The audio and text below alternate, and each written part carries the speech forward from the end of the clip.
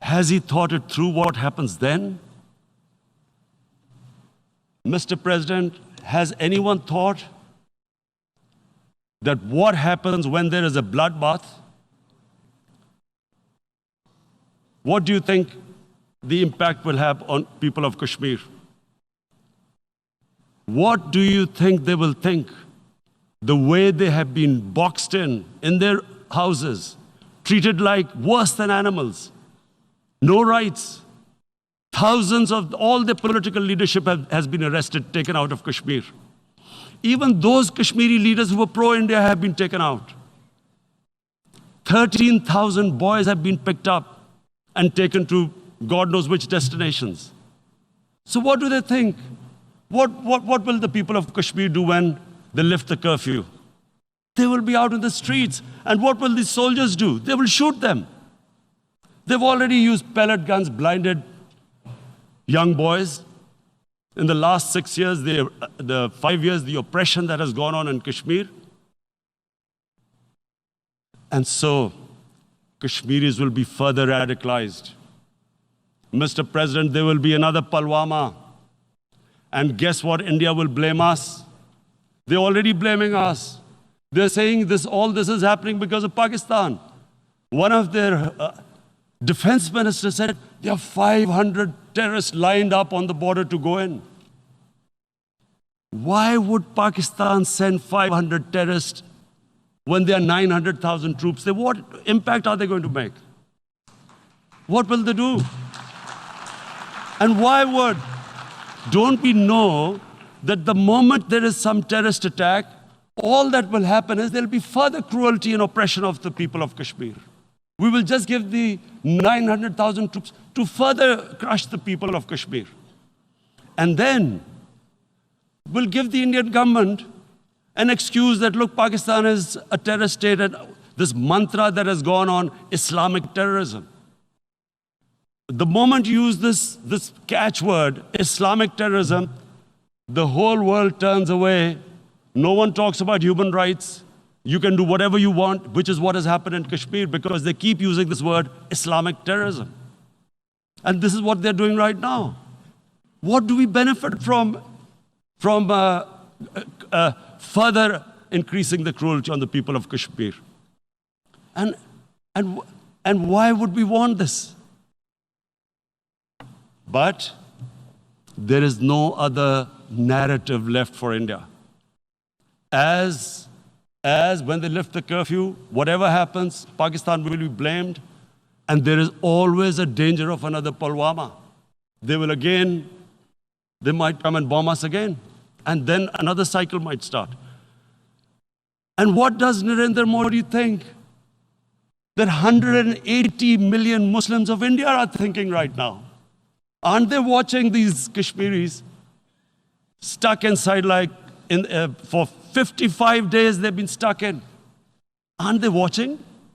What do you think? Don't you think that the Muslims will be radicalized in India? And I am talking about 180 million people. And when they get radicalized, there will be some incident in India somewhere down the line. Again, we will be blamed. And I'm warning you right now, again, we will be blamed. And Mr. President, what about 1.3 billion Muslims who are watching this? And they know that it is only happening in Kashmir because they're Kashmiri Muslims. This is not happening to Kashmiri Hindus. They know that this is happening because of their religion. So what do you think they will be thinking? What do you think the Jewish community would think if they were, forget 8,000 Jews stuck like this? What do you think Europeans would think? What do we think? I mean, any human community, if their members are stuck like that, what do you think they will think? Are we a children of a lesser God? Is it not going to cause us pain? And then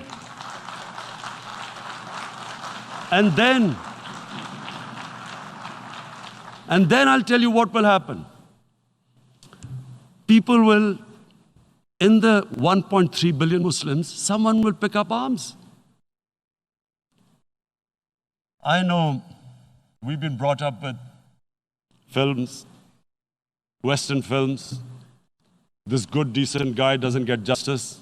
He decides to pick up a gun and start seeking justice.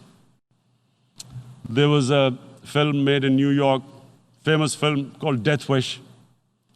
This guy gets mugged by and his family, his wife gets killed or something. He can't get justice. He picks up a gun and he goes around shooting muggers. And the whole cinema cheers him on. So what do you think the Muslims are thinking right now?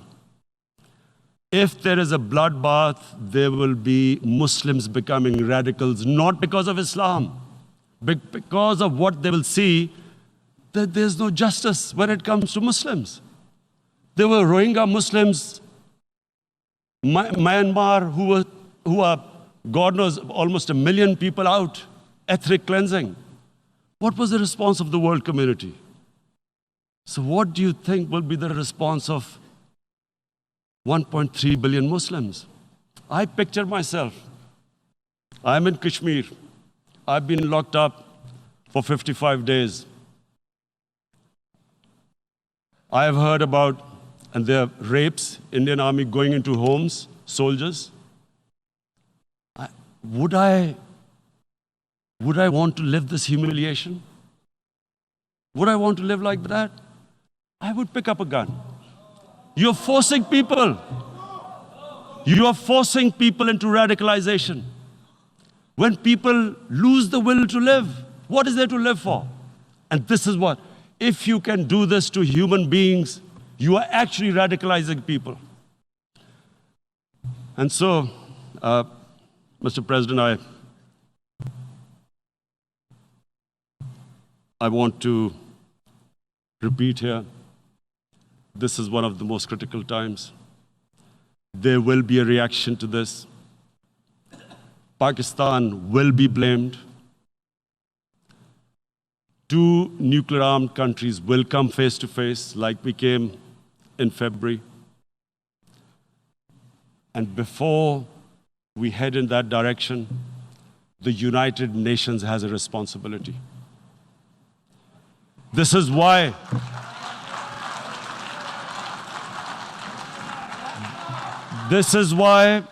the United Nations came into being in 1945. You were supposed to stop this happening. I feel we are back to 1939, Munich. Czechoslovakia has been taken, annexed. What is the world community going to do? Is it going to appease a market of 1.2 billion, or is it going to stand up for justice and humanity?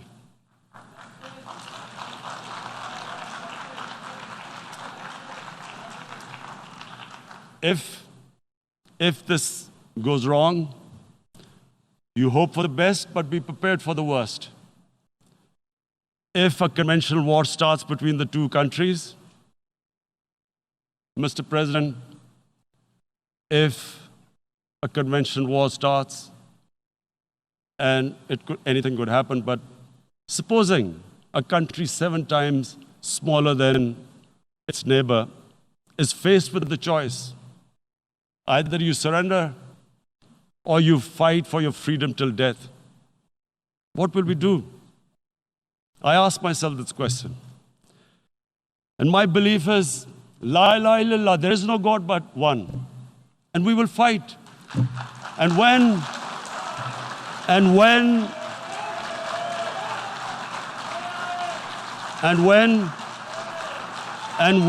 a nuclear-armed country fights to the end, it will have consequences far beyond the borders. It will have consequences for the world, which is why I repeat I'm here. Because I'm warning you, it's not a threat. It's a fair worry that where are we headed? And I've come here to tell the UN, you've got to, this is a test for the United Nations. You are the one who guaranteed the people of Kashmir the right of self-determination. They are suffering because of that. And this is the time This is the time not to appease like in 1939 appeasement took place. This is the time to take action. And number one action must be that India must lift this inhuman curfew, which has lasted for 55 days.